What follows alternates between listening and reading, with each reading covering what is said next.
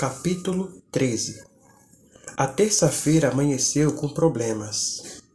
Clarice entrou em uma crise de criatividade, culpa da falta de cigarro. Disse que não conseguia escrever mais nada. Havia travado na parte em que as personagens chegavam à Ilha Grande. É uma merda. Fui nesse lugar quando tinha 5 anos. Não lembro nada. Preciso voltar. Ele entendia que os escritores escrevem sobre aquilo que conhecem. Por isso, não cogitava escrever ficção. Acabaria criando uma personagem médico, morador de Copacabana, vivendo feliz com uma menina meio doida. Isso passa, ele consolou. Cansada de enfrentar a tela do notebook, Clarice deitou ao seu lado na cama. Usava a mesma camisola do dia em que ele a tinha buscado em casa. Agora estava mais desleixada. Os cabelos mal cuidados, as unhas descascadas e ruídas, o rosto sem maquiagem e com olheiras. Suas sobrancelhas tinham crescido e as pernas estavam um pouco peludas. Ainda assim, continuava linda. Não havia nada no mundo capaz de deixá-la feia. Por que não jogamos cartas? Ela perguntou. Preciso me distrair. Theo concordou. Não gostava que Clarice se sentisse prisioneira. No dia anterior, ela havia sugerido que assistissem a Pequena Maisutini pela segunda vez e, à noite, havia pedido que ele lhe ensinasse as regras do jogo de gamão. Um dia muito simpático e agradável, envolto no bucolismo de Teresópolis. Algemou-a e saiu do quarto para buscar os baralhos na recepção.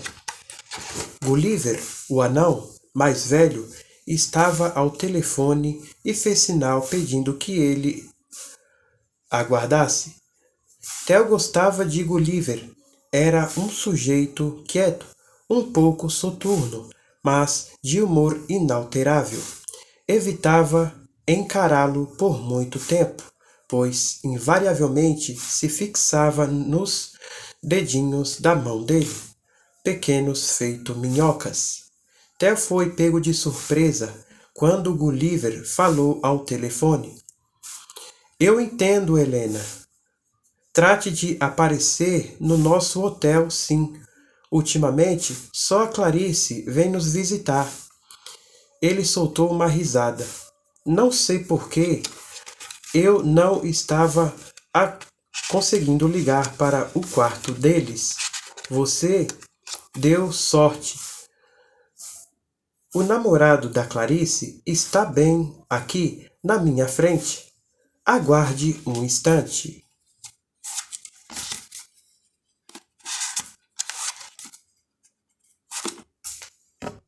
Gulliver tapou o bocal com a mão esquerda e virou-se para Theo. A mãe de Clarice quer falar com ela. Eu estava tentando encaminhar a ligação para o chalé de vocês, mas só dá ocupado. Ia lá agora mesmo chamar a Clarice. Deixa que eu falo. Theo foi até a cabine telefônica. Ela prefere falar com a filha, o anão disse, mas ele ignorou. Fechou a porta sanfonada, sentou no banco e pegou o fone. Pode chamar a Clarice? A voz de Helena era agitada, porém firme. Ela está no quarto escrevendo. Como você está? Um pouco nervosa. Chama minha filha? Você sabe como é Clarice. Ela pediu para não ser incomodada. Eu mesmo fui expulso do quarto, disse e riu, tentando ser agradável. Preciso falar com ela. Ela está bem? Hoje acordou em crise porque travou numa parte do roteiro. De resto, temos nos divertido bastante. Uma coisa horrível aconteceu. Theo se retorceu na cadeira, apertou o fone entre os dedos. Breno desapareceu, ela disse. Breno? O ex-namorado de Clarice. Ela deve ter te falado dele. Ah, sim, o violinista. Está desaparecido desde quinta-feira. Como assim? A polícia acabou de sair daqui. Queriam falar com a Clarice. Com a Clarice? Acho que estão conversando com todas as pessoas próximas a ele.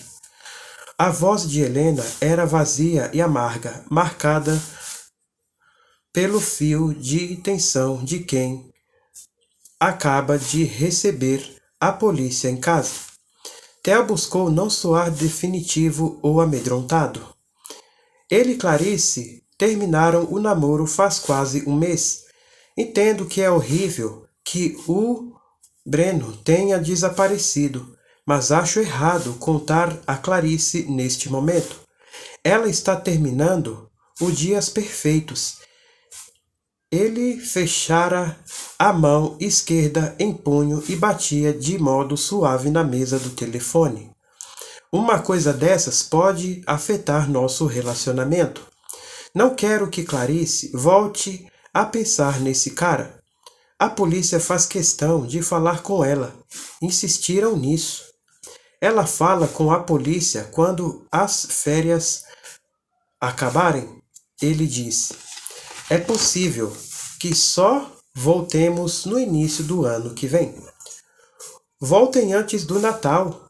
Quero ir a Teresópolis conversar com vocês. Não precisa, está tudo bem. Só não vou importunar a Clarice com uma coisa dessas. Com certeza vão achar o rapaz. A polícia deve ligar para o celular dela em breve. Ou talvez ligue para o seu. Eu dei o seu número. Ele pensou em dizer, você não deveria ter feito isso, mas acabou dizendo, tudo bem, não tem problema se ligarem. Vocês não têm nenhuma ideia do que pode ter acontecido. Não sabemos de nada. É que ela chorava do outro lado da linha. Acho que eu fui a última pessoa a ver o Breno antes de ele desaparecer. Theo sentiu as pernas perderem força e, se não estivesse sentado, teria caído no chão. Olhou para Gulliver através do vidro. O anão digitava no teclado do computador e parecia não escutar a conversa. Na quinta tarde, o Breno esteve aqui em casa, ela disse. Queria falar com Clarice. Repetia isso sem parar. Parecia bastante nervoso. Eu disse que ela não estava, que tinha viajado para Teresópolis com você. Ele saiu daqui feito um louco, dizendo que precisava conversar com ela a qualquer custo. Logo depois, desapareceu e, bem, eu pensei, a voz dela fraquejou. Pensei que vocês poderiam estar envolvidos nisto. Não estamos. Tem certeza? A pergunta ofendia Theo. O que está pensando? Que o Breno veio a Teresópolis naquele dia e que nós o matamos? Eu nunca pensaria algo assim. Estava escandalizada. Talvez ele tenha aparecido aí e vocês o expulsaram, ela disse. Acho que ele pode ter se matado. Ele estava muito abalado quando veio falar comigo. Helena, como eu disse, fiquei ao lado da Clarice o tempo todo e garanto que ele não esteve aqui nem na quinta, nem na sexta, nem nenhum outro dia. Não sei como ele é.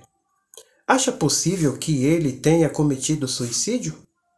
Sim, infelizmente. A gente nunca conhece muito bem as pessoas, não é? Nunca gostei dele, mas estou assustada, Theo. O importante agora é preservar a Clarice, ele disse. Prefiro não contar a ela que isso está acontecendo.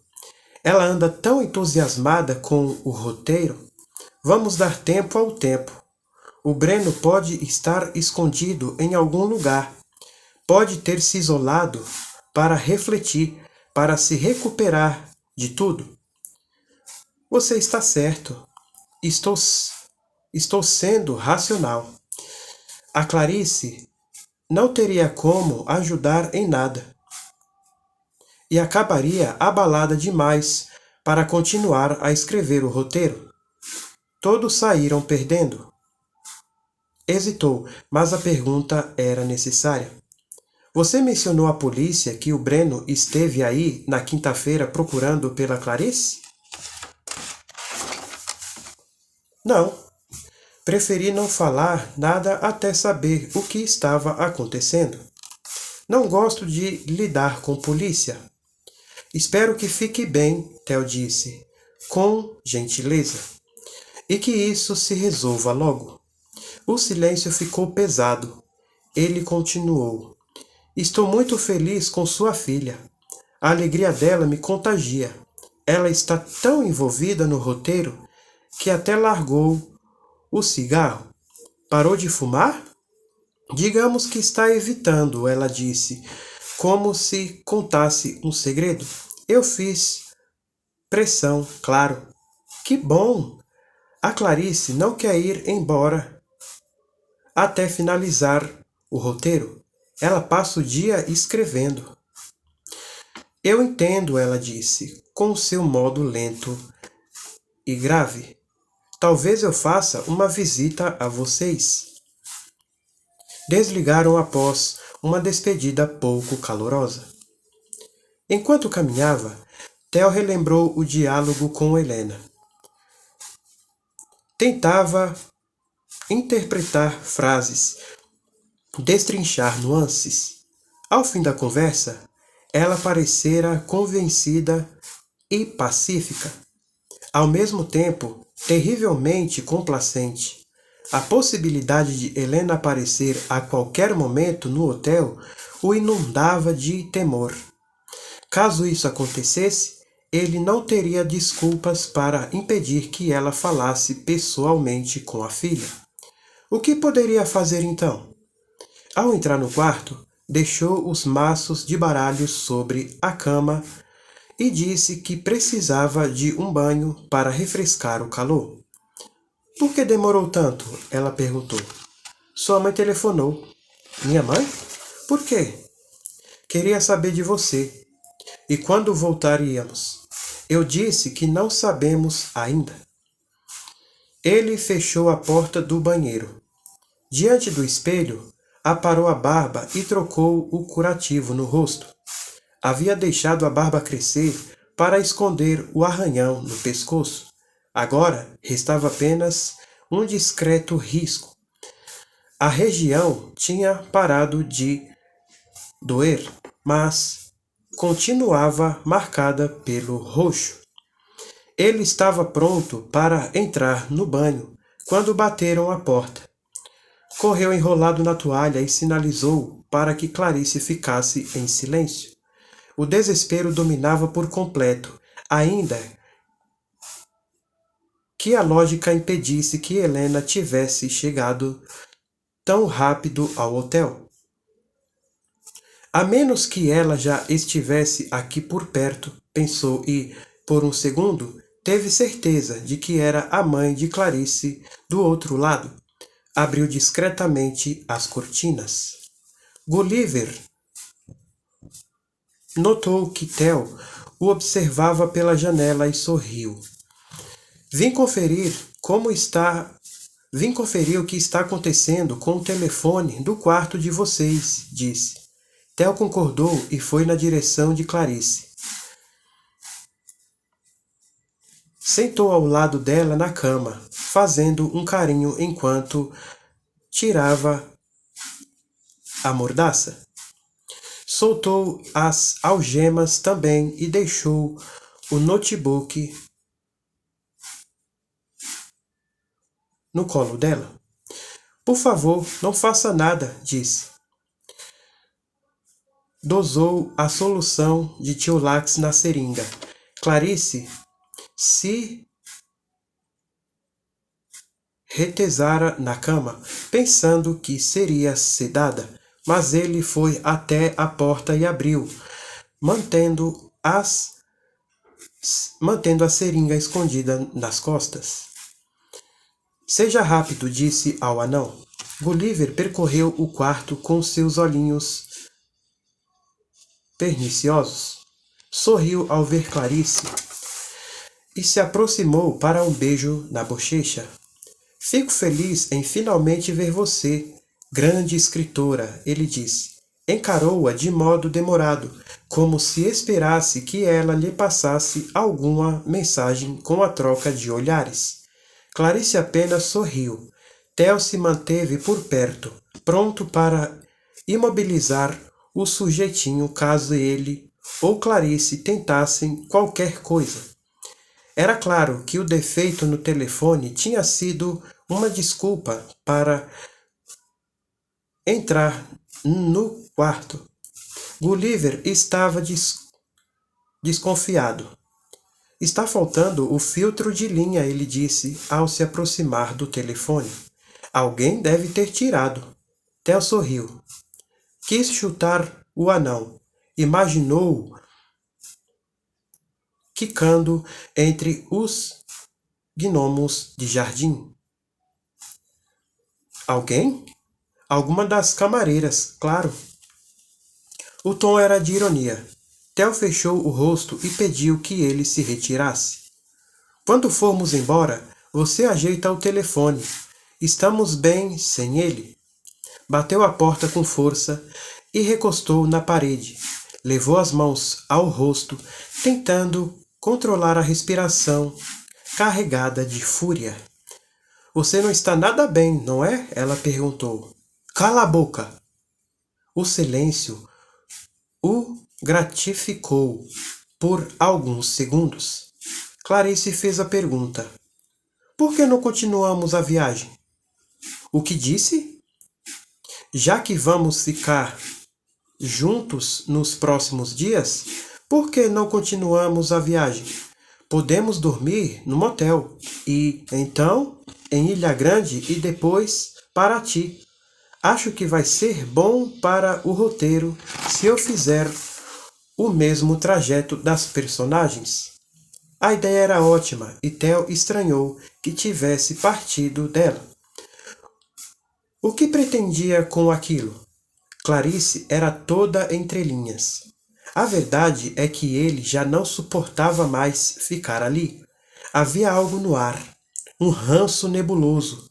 Queria esquecer os anões, esquecer Helena, esquecer Breno e pensar só neles dois. Voltar ao que era antes, encaixes perfeitos. E então? Ela insistiu. Não sei. Algo o mantinha preso ao chalé.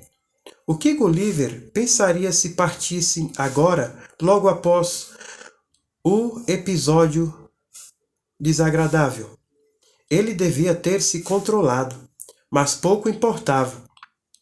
Cedo ou tarde, teria que ir embora. A suspeita de Gulliver tinha tanta relevância quanto sua altura. Fizeram as malas em poucas horas.